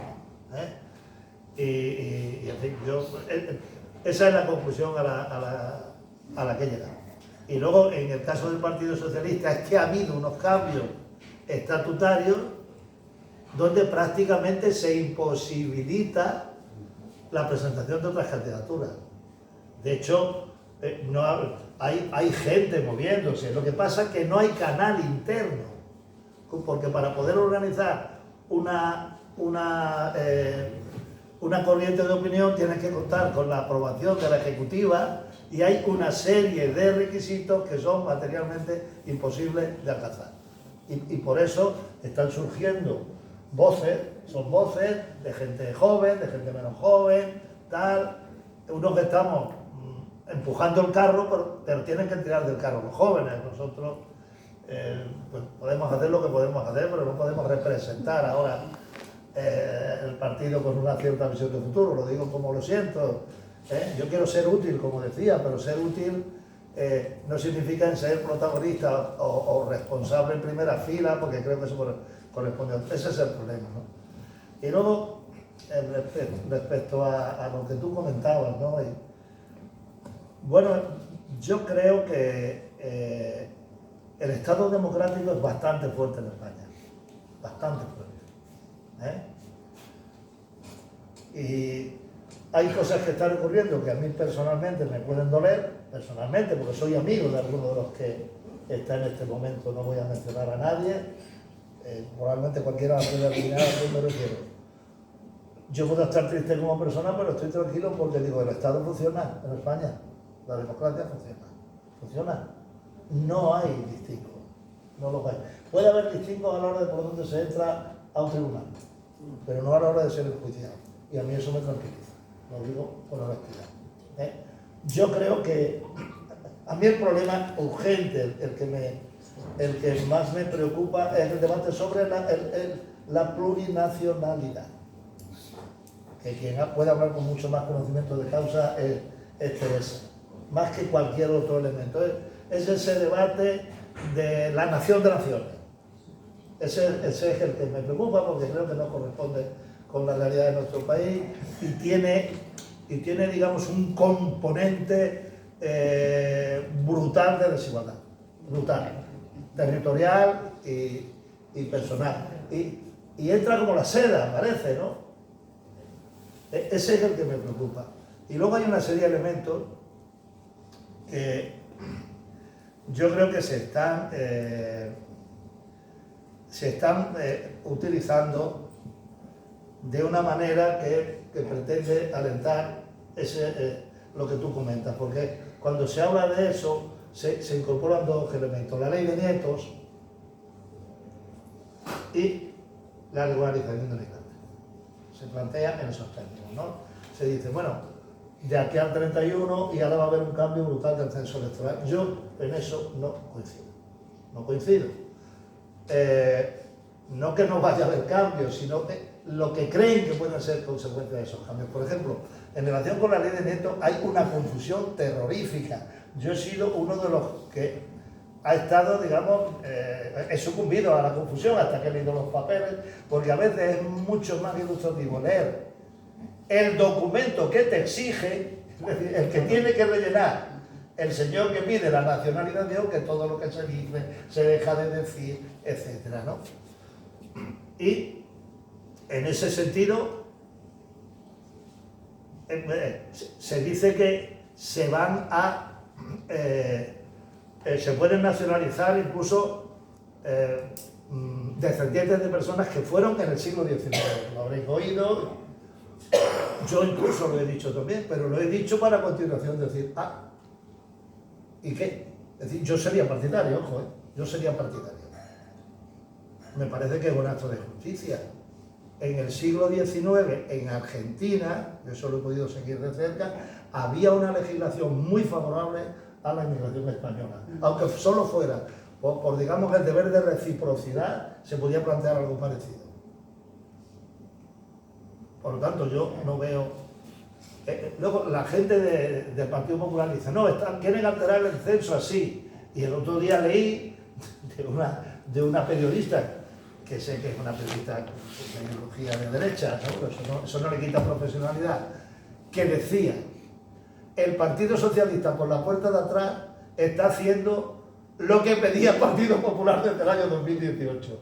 Porque cuando se plantea la regularización de los exilados, el Partido Popular dice, como eran todos republicanos, pues votarán a la izquierda. Eso no lo sabe nadie. Yo tengo amigos, bueno, está Varela, te lo habrá comentado a ti, todos los descendientes de un fiscal de la República, sí, ahora si vinieran no votarían precisamente al Partido Socialista. Eso es un alibi absurdo, ¿no? Pero resulta que lo que critican era lo que pedían. No sé si me estoy explicando. Lo que critican es lo que pedían. Y yo incluso con algunos he discutido, que me decían, no, es casi alterando. Digo, no, ese prejuicio respecto a lo que pueden votar los exilados, pues puede ser compensado por los otros. Y no sabía que estaba acertando que lo había pedido el PP, ¿no? ¿Qué es lo que dice la ley? La ley lo que dice, efectivamente, es que son para los del exilio y establece dos diferencias, 36 al 54, donde simplemente vale que en un papel digan soy descendiente de un exilado, y del 54 hasta no sé qué fecha, que sí que tienes que aportar, digamos, algún documento que advere que eres descendiente de un exilado. Pero la clave no es esa, yo lo he discutido con algunos, incluso con compañeros míos. Es que no estáis confiando en los servidores públicos, porque la clave es un papel que es un certificado del registro de nacimiento de donde nació aquella persona a la que invocas para que te den la nacionalidad, que puede ser un abuelo, una abuela tuya, padre o madre. Tienes que aportar, eso es uno de los documentos, el documento fundamental es aportar el registro de nacimiento. Y luego, ¿qué ocurre? Por ejemplo, en Madrid, lo que dicen es que el gobierno va a centralizar todos los que nacionalicen Madrid. Y no es así. Si el registro es de Jaén, lo adscriben a Jaén. Si el registro es de Orense, es más, la gran mayoría de la gente no es de Madrid. No sé cuántos habrá, pero son de Orense, son sobre todo gallegos, y hay de dos o tres provincias de Andalucía, Cádiz, Sevilla, tal. Y lo digo un poco para que se sepa. Va a ser el Estado, va a ser un servidor público el que va a aportar esa identificación. Y luego votarán lo que quieran. Y luego votarán lo que quieran. Porque lo que no se puede es montar aquí un lío. Eso me preocupa extraordinariamente. Si ponen en cuestión el sistema de escrutinio, etcétera, sí que estás dándole un golpe mortal a la democracia. Y es que eso no es así, porque incluso hay veces, vuelvo a invocar a Teresa, los resultados que se dan en la noche de autos son provisionales. Porque dicen, bueno, Indra los puede manipular. No, si los únicos que valen son los de la Junta Electoral. Esos son los únicos que valen, los otros son provisionales. Y luego el otro tema, y ya con esto termino, es lo de la regularización de los habitantes. Yo es que creo que eso es una obligación. porque los tenemos aquí ya. Tenemos 900.000. Y a su vez es que es una iniciativa legislativa popular que se aprobó. Si el problema es que se está haciendo con retraso. Y eso no va a afectar, yo estoy convencido, bueno, afectará en el sentido que afecte. Y lo mismo que lo anterior, oye, si el Partido Popular tiene que ir a hacer campaña electoral a América, que vaya y la haga. Los alemanes vienen a las Baleares, las Baleares son un distrito electoral de los alemanes, vienen a hacer campaña electoral porque tienen un montón de votantes ahí, ¿no? ¿Qué os quiero decir, por terminar este rollo? Que me preocupa extraordinariamente que alentemos esa serie de debates, que unos que están llenos de xenofobia, que es lo de los emigrantes, otros van, a mi juicio, contra la reciprocidad y la justicia histórica, como es lo de los nietos, pero sobre todo es que van contra la estabilidad del sistema democrático. Si al final aquí se puede poner en solfa el resultado de las elecciones, si ni siquiera ha sido capaz Maduro, lo impuso, pero el mundo entero sabía que era mentira. Hasta en la Venezuela de Maduro, pues salieron las cartas que demostraban que quien había ganado era el mundo González. No sé. No, bueno, a ver, el tema es complejo, claro, jurídicamente podríamos estar aquí hablándolo, porque me dicen que tengo muy poco rato y que hay una pregunta más, vale, pero es que era para cerrar este debate. Leyes de nietos los hay en cantidad de países. Porque Italia lo tuvo con toda la inmigración de principios del siglo XX, había que buscar la partida del abuelo, bisabuelo. Esto existe en muchos lugares. Y surgen sobre todo estas iniciativas por un problema que tenemos en Unión Europea, y es que en Unión Europea los ciudadanos con la nacionalidad de cada uno de los estados puede votar en las elecciones municipales y europeas, pero has de tener la nacionalidad del estado. Y hay estados en los que obtener la nacionalidad es prácticamente imposible. En Alemania es muy difícil, es uno de los países que lo tiene más difícil.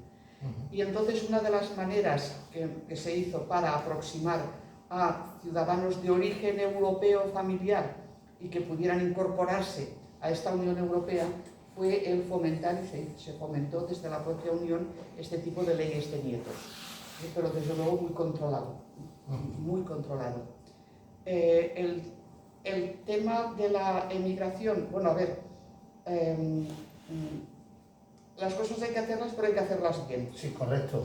Es decir, ese es el problema importante, hay que hacerlo bien, porque que hay que regularizar a las personas que están trabajando, que están en una situación precaria porque no pueden legalmente, pero que tienen la voluntad de integrarse y están trabajando y tal, eso es evidente.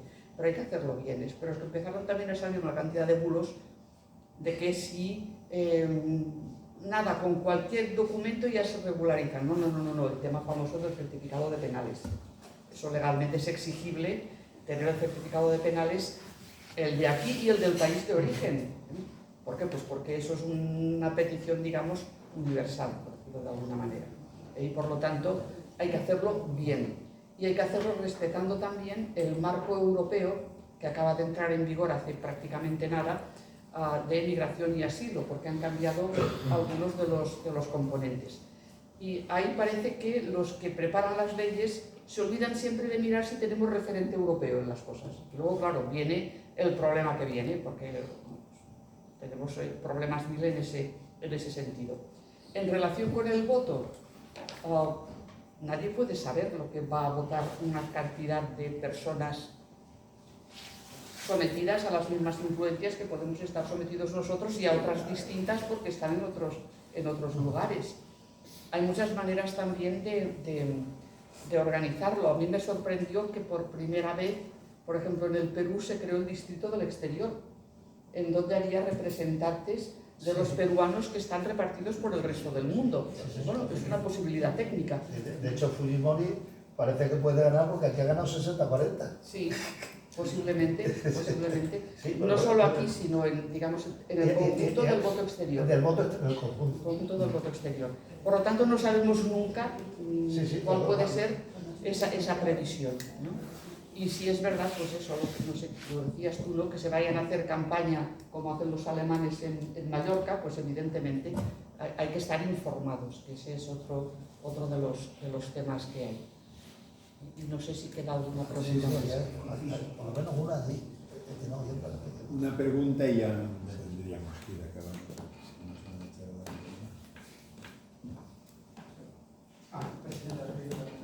No, digo que queda una pregunta. Una pregunta que es a las 8:30 ya se acaba, ¿no? Sí, bueno, sí. Señor Méndez, seguramente, es mi opinión, usted es de los líderes de la izquierda, de los últimos que quedan con un nivel intelectual, siento tener que decirlo, pero es la opinión que tenemos muchos ciudadanos, un nivel intelectual bastante alto. Nos hemos de ir de aquí hacia atrás en la historia de nuestro país para encontrar otros líderes de la izquierda, como el señor Anguita, o incluso, aunque yo no sea fan de Carrillo, pero hay que reconocerles, si vemos la historia en aquel momento, aquí está la profesora, que respecto a los follones que tenían en el comité del partido, lo que acabó aceptando en virtud de la convergencia del país, pues tiene mucho mérito. ¿Por qué cree usted que hay una especie de decadencia? Porque la izquierda en general sus decadencias no las ve nunca. ¿Por qué cree usted que hay una especie de decadencia? Ustedes eran como un gran reserva y sin embargo ahora la mayoría de los líderes de izquierdas, pones la televisión, no llegan ni a vino joven, son una especie de botellón, una especie de garrafón, es decir, con un discurso que incluso la inteligencia artificial de la que se ha reído la profesora está incluso por debajo de eso. Y luego hacerle un inciso rápido. Usted antes ha dicho que este es el discurso oficial. Puede pegarse Sí, yo soy disculpe, que no estoy acostumbrado a esto de la fama. El tema del rey que usted ha mencionado. Ese es el discurso oficial de la mayor parte de la izquierda de toda la vida. Que el rey lo pone Dios y eso no puede ser, porque tal y tal. Bueno, hay que recordar que de 190 y pico países que hay en el mundo, aproximadamente democracias liberales, que son las que funcionan, las otras son ilusorias, son unas 30 y pico siendo muy generosos. Y de esas democracias, ahí están las monarquías parlamentarias que hay en el mundo. El resto, tengo que recordarle, porque usted es un hombre muy inteligente, son aparentes repúblicas. En realidad son dictadores, es decir, el monarca absoluto que usted denunciaba, disfrazado de república. Por no hablar, y ya acabo, de que efectivamente la guerra civil fue un desastre, pero que se olvidan ustedes de que la Segunda República era un desastre, solo hay que leer la prensa de la época, que era un guirigay, como decimos los catalanes, que no podía llegar a nada. Y la primera, ya he concluido, no digamos, porque la Primera República duró lo que un viaje en taxi. Muchas gracias.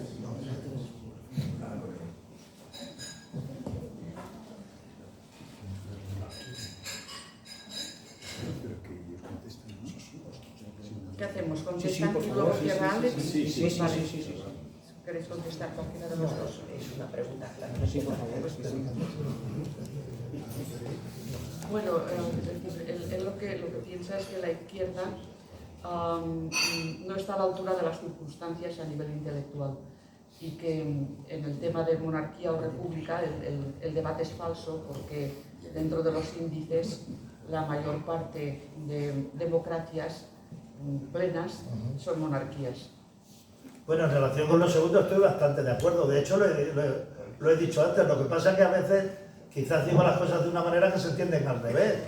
A ver si voy a llegar a esa conclusión. Bueno, yo estoy... Si para mí, a mí el debate es dictadura-democracia.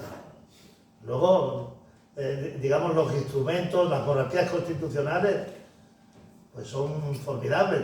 Yo he dicho que la razón te dice que deben de ser republicanos en el sentido que hasta el máximo, lo normal es que lo elija el pueblo, ¿no?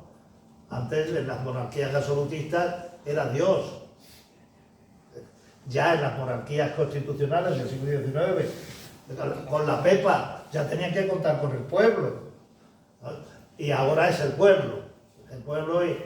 Y es más, yo creo que la jefatura del Estado no esté sometida periódicamente a los vaivenes de las opiniones de la política, pues creo que puede ser positivo, con los límites que ya nuestra propia experiencia histórica nos ha marcado, respecto a lo que pueden ser comportamientos individuales, etc. No, en eso estoy de acuerdo.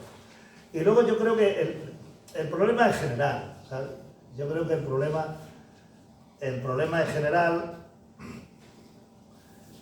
no en la izquierda, yo creo que también en la derecha.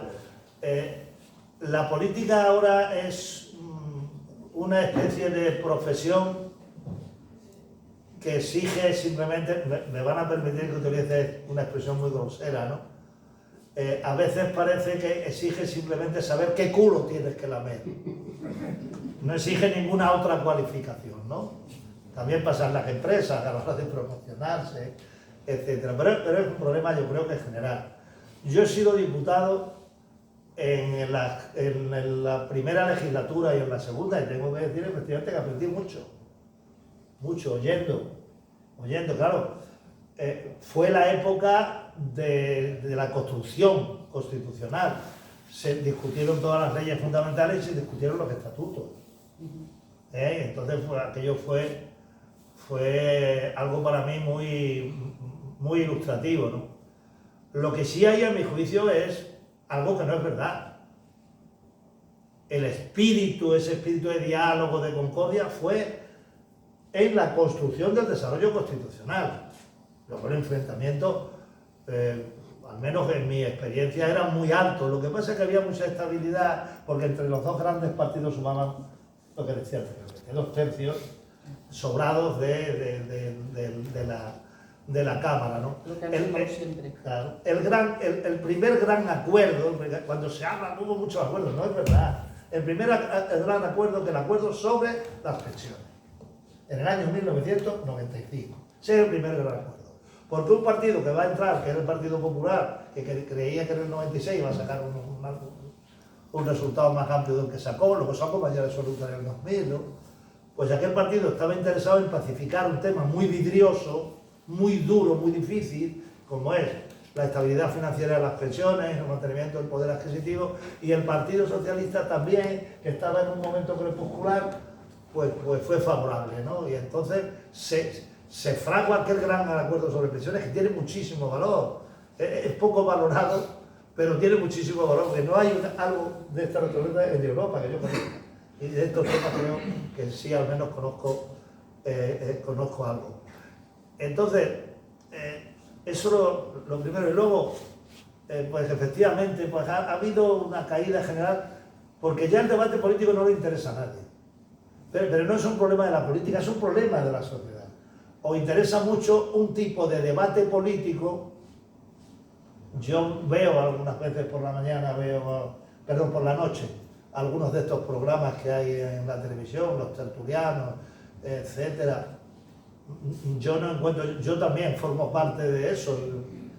Yo voy porque me llaman, yo no soy tertuliano, ni tengo relación con la cadena con la que voy, pero voy, tal, opino. Es prácticamente imposible desarrollar una idea, prácticamente imposible. Incluso hay temas que se incorporan en la rejilla y van dando para atrás, y luego nunca se tratan. Yo creo que, lo digo honestamente, yo creo que ese es un mal que adolece toda la sociedad. Si tú no le exiges, desde la sociedad a los políticos, que se responsabilicen más, que argumenten mejor, etcétera, pues se dejan caer, ¿no? Es lo mismo que con esto termino, es el asunto de los jóvenes, ¿no? Yo suelo ir a universidades, tal, hace poco estuve con 12 ya doctores, con trabajo además, hace pocos días. He estado en la universidad con gente de tercero y tal, y a mí me molesta muchísimo cuando dicen, es que vamos a vivir peor que nosotros.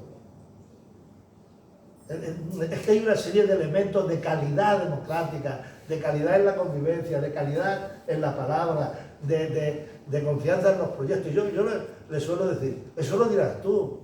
Tú sabes que el único dato cierto que hay, que mi abuelo vivía muy mal. Lo de mi abuelo ya no tiene solución. Mi abuelo vivía muy mal. Y en mi familia, pues vivíamos con mucha estrechez, luego fuimos progresando.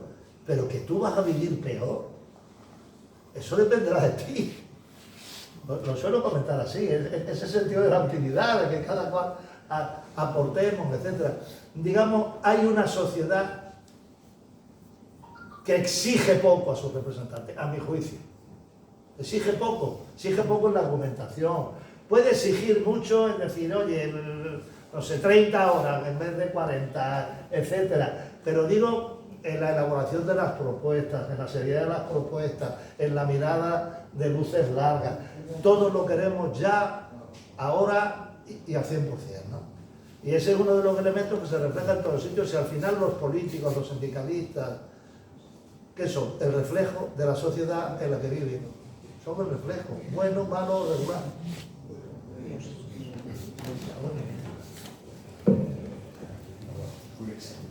Bueno, aquí nos fijan hasta las 8:30, ¿no? para alargar el acto.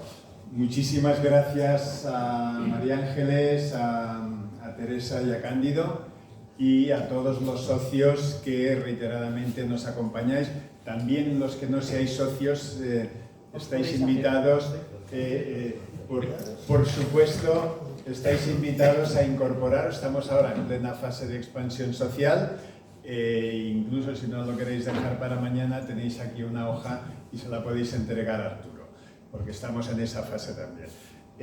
Deciros que hoy es el segundo acto que hacemos, Sociedad Civil Catalana. Esta mañana hemos presentado el informe sobre la educación en Cataluña. 2 puntos: un modelo de fracaso, discriminación e injusticia social. Y eso lo hemos demostrado con un análisis, un informe que nos ha costado 2 o 3 años, en profundidad con los informes PISA, informes PIRLS, desde el 2002 al 2023, y podemos confirmar que el título refleja una realidad estudiada con ese análisis. Y básicamente, aparte de analizar y decir, de exponer ese título, hemos hecho una serie de propuestas, entre ellas que igual que Josep Benet en 1977 nos dijo que el franquismo había hecho un crimen con que los niños en Catalunya no poguessin estudiar en la seva llengua materna, y en cambio ahora torturan a los niños castellanohablantes que no pueden estudiar en su lengua materna. Es decir, está comprobadísimo que el aprendizaje en lengua materna es mucho más efectivo y eficiente, y no planteamos una doble línea, que ese es un error hecho en el País Vasco, que hoy en día ya segregan a los castellanos que han elegido toda su vida eso. No lo decimos. También decimos que la alta inspección del Estado funciona en Cataluña. No funciona, hay 2 o 3 personas que no hacen su labor. También decimos que haya evaluaciones externas, porque la gente no sabe lo que le ocurre a los niños, lo que aprenden en la escuela, porque no se hacen evaluaciones externas. Y tampoco tenemos unos currículums que, con la idea de la línea de competencias, pues en Cataluña se ha diluido un poco la exigencia, y se dan cuenta que los niños no les importa suspender, no se repite porque no interesa. Es decir, los niños catalanes son los que tienen los resultados más bajos en PISA desde hace 12 años. Y una comunidad como la catalana, que es de las más ricas, más avanzadas, tenemos unos resultados muy malos. Y esto es un modelo de fracaso, y es lo que hemos dicho. Intentaremos presentárselo al presidente de la Generalitat, a la consellera de Educación y a quien haga falta, y a los líderes sindicales, no solamente UGT y comisiones, sino también el de la USTEC, que es el sindicato mayoritario nacionalista, que han tenido un sesgo de selección de profesorado nacionalista desde hace un montón de años. Para vuestra información, simplemente muchísimas gracias, aquí lo dejamos y muchas gracias. Venga.